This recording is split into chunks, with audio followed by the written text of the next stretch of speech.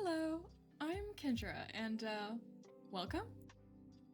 I know when I was feeling nervous and putting together my portfolio, I really enjoyed watching videos like this because they always made me feel more determined to stay motivated and keep pushing forward.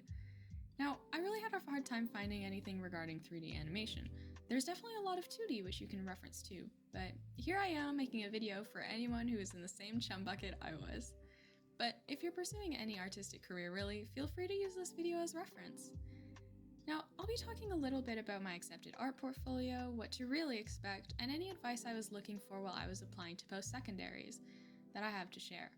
Now, you'll be seeing this guy around because I'm honestly too lazy to draw different faces all the time. So let's begin, shall we?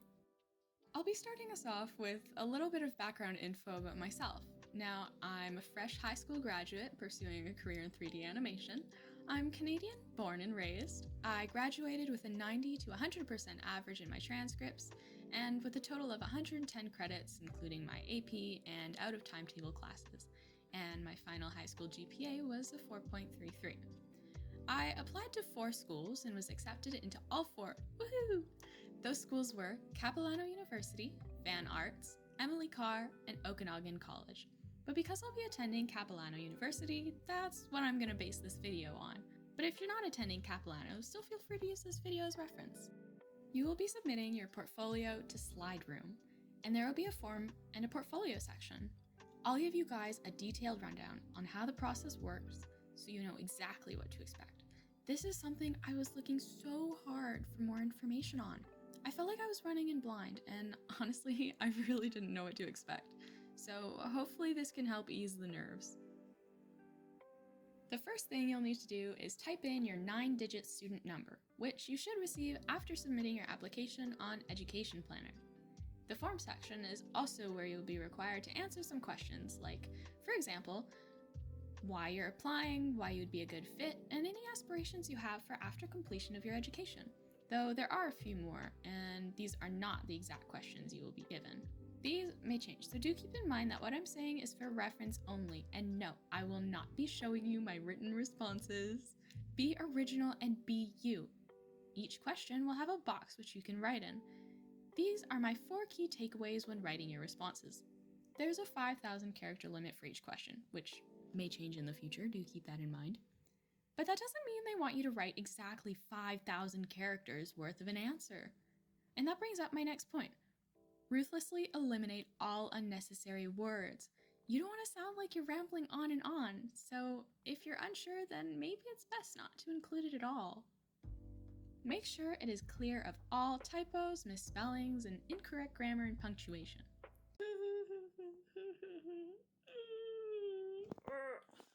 And avoid repetition. If you keep saying the sky is blue, well, sure, you're not wrong, but someone's bound to want to smack you over the head at some point. So be sure to scan your answers for words or phrases that pop up more than once. Now, it is optional to attach a letter of reference, but I would highly recommend doing so. If you've had any animation or art teachers and instructors, those would be the go-to. But at the end of the day, a reference, who is reliable, is better than no reference at all. Even if they don't have a direct correlation to your field of study, as long as they can attest to your work ethics, then I say go for it. I would recommend writing your responses also on a Google Doc or Word or any application you're comfortable with beforehand, because it makes writing things a little easier if there's familiarity. And who doesn't like the feeling of just copy and pasting things when finished? Oh, but don't copy and paste responses offline though. That's a bad idea. Now on to the portfolio section. Woohoo!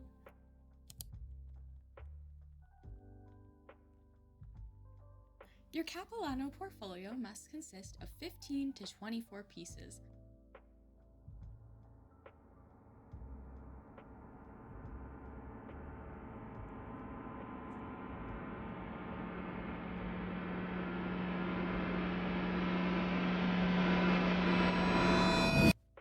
When you upload an artwork, you have the ability to include a title and some additional details about said piece.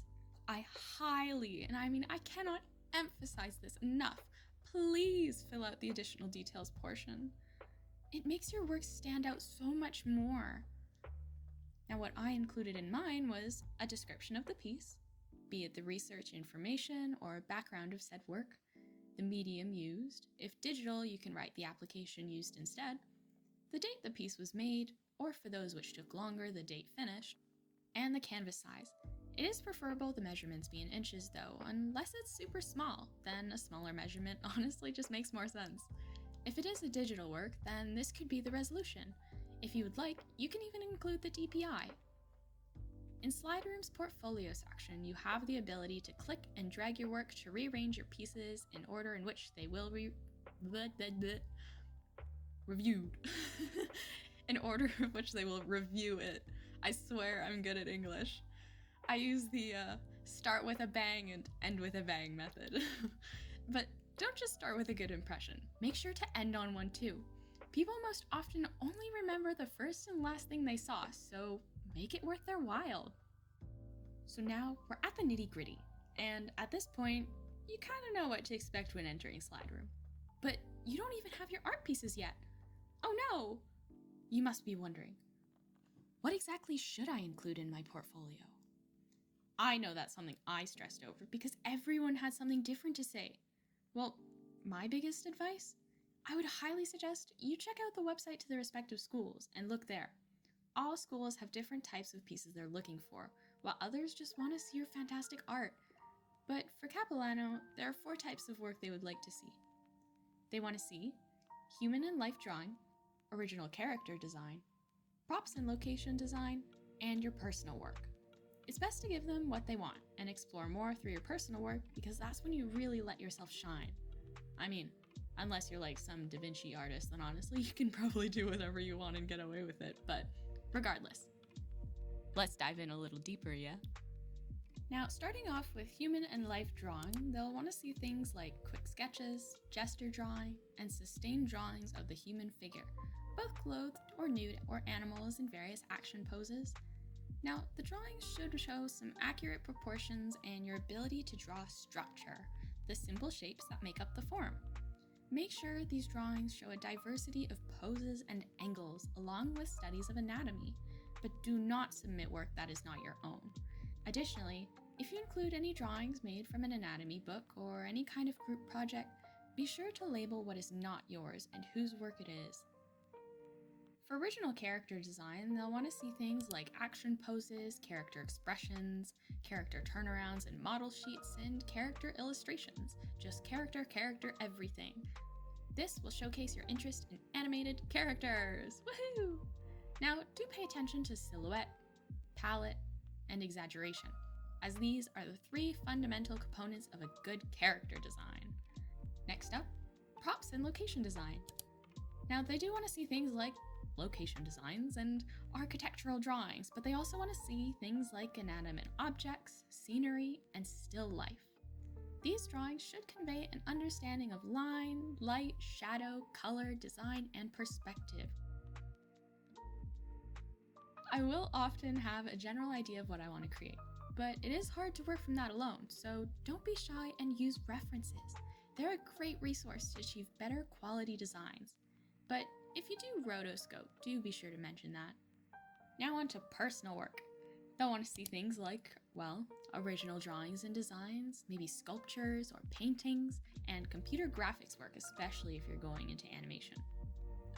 Now, I would highly recommend featuring computer graphics work if you do intend to pursue 3D or 2D animation to prove that you already have the theoretical knowledge and the self-motivation to learn. Now for I'm sure what you've all been waiting for. Or if you've skipped ahead, hello! And welcome. You're in the right place. I'll display my art piece along with its title and my own additional details and description on screen for a little slideshow pizzazz. Oh my goodness, slideshow pizzazz. Feel free to pause and read if you'd like. I'm gonna go take a snack break.